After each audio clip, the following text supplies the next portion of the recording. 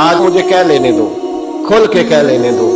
لوگ دلیلیں دیتے پھرتے ہیں, کہتے ہیں جی ایک وہ پینٹ کوٹ والا مولوی ہے, اس نے اینک بھی لگائی ہے, داڑھی بھی رکھی ہے, پینٹ کوٹ بھی پہنتا ہے, اس نے جی 1500 بندہ ایک دن مسلمان کر دیا, ایک دن 1000 مسلمان کر دیا. پر پتہ ہے وہ بدبخت کہتا کیا ہے؟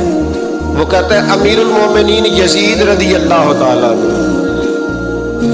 میں کیا کروں اس کے 1500 مسلمان کو یا 2000 اس کے کلمہ, اور وہ یہ بڑی دلیلیں دیتا ہے. وہ دلیلیں سنبھال کے رکھے, وہ دلیلیں جو جی بڑے لوگ اس کے ساتھ ہوتے ہیں.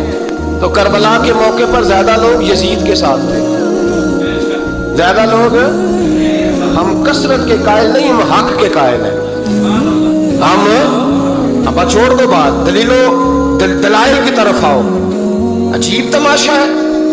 اور ایک مولوی صاحب اس کی حمایت کر رہے تھے, کہتے نہیں بندہ ٹھیک ہے, وہ بھول گیا تھا, اصل میں قصور عبید اللہ ابن زیاد کا تھا, اصل میں غلطی عمر بن سعد کی تھی, تو یزید کو زیادہ الزام نہیں دینا چاہیے. میں نے کہا بڑی تمہاری قریبی رشتہ داری ہے یزید کے ساتھ, تو اللہ سے دعا کیوں نہیں مانگتے کہ تمہارا حشر یزید کے ساتھ کرے؟ مانگنی چاہیے نا دعا. کیا خیال ہے آپ کا؟ ہم الحمدللہ جمعے والے دن مسجد میں بیٹھ کے دعا کرتے ہیں, یا اللہ ہمارا حشر امام حسین کے غلاموں میں کرنا. تو بھی کرنا جرت کر, جرت ہماری جرت ایک. ہم یہ نہیں کہتے ان کے ساتھ کر, ہم کہتے ہیں یا اللہ ہمارا حشر ان کے.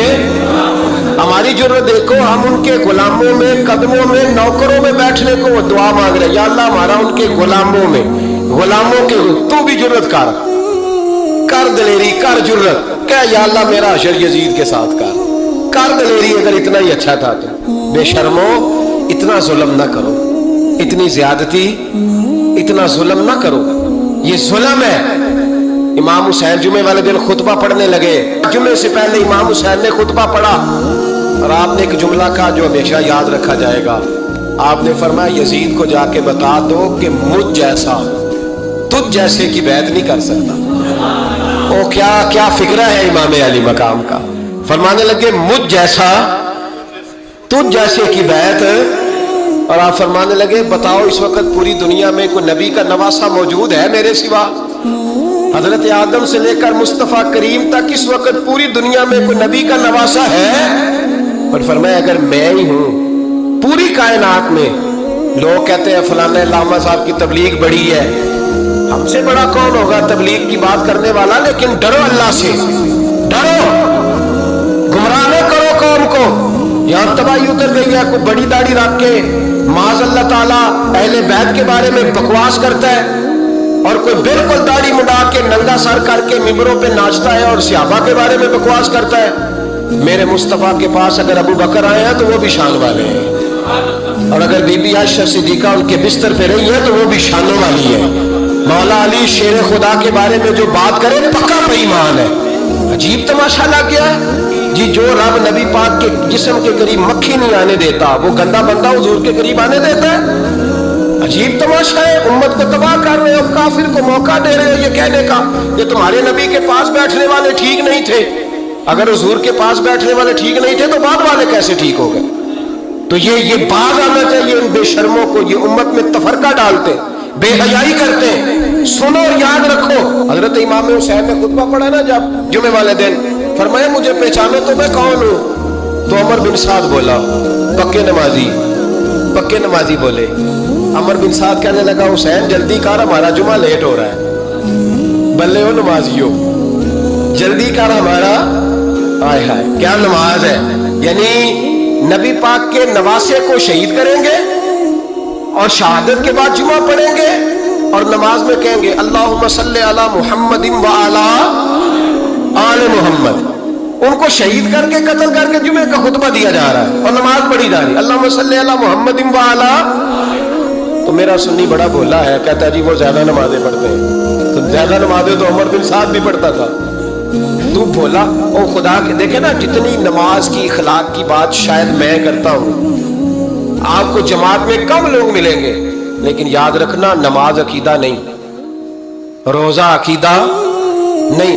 عقیدہ حسین ہے, عقیدہ حسن ہے, عقیدہ علی ہے, عقیدہ عثمان غنی ہے, عقیدہ عمر فاروق ہے.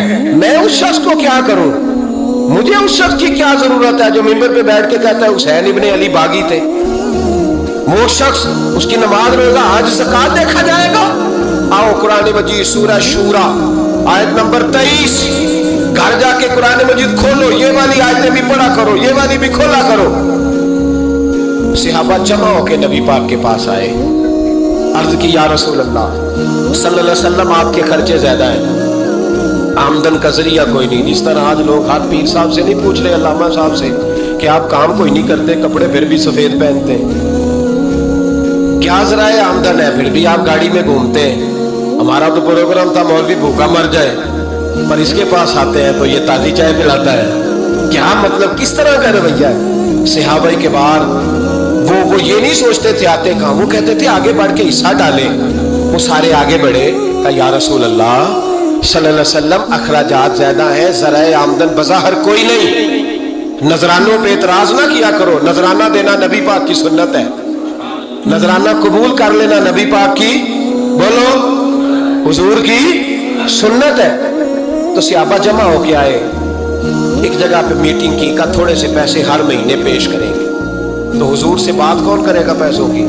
کہا ہم نے نہیں کرنی، نبی پاک کے چچا جناب عباس کریں گے۔ حضرت عباس رضی اللہ تعالیٰ عنہ کے ذمہ لگایا گیا، جناب عباس آئے، حضرت عباس رضی اللہ تعالیٰ عنہ پیسے لے کے آئے، اور سیانے بندے تھے، انہوں نے بڑی سمجھداری والی عقل مندی والی بات چھیڑی۔ یہ نہیں کہا کہ حضور ہم یہ نذرانہ دیں گے، کہنے لگے یا رسول اللہ ہمیں پتہ ہے آپ کی مذہبی مصروفیت اتنی ہے کہ آپ کو ٹائم نہیں ملتا کاروبار کرنے کا، اگر آپ کام کریں گے تو پھر آپ کس طرح کر کے دین کا کام ہو سکے گا؟ یا رسول اللہ آپ نے جو ہمارے لیے کیا ہے اس کا ہم بدلہ نہیں دے سکتے، ایک حرف کا بدلہ نہیں دے سکتے، حضور یہ تھوڑا سا نذرانہ ہر مہینے لایا کریں گے، قبول کر لیں۔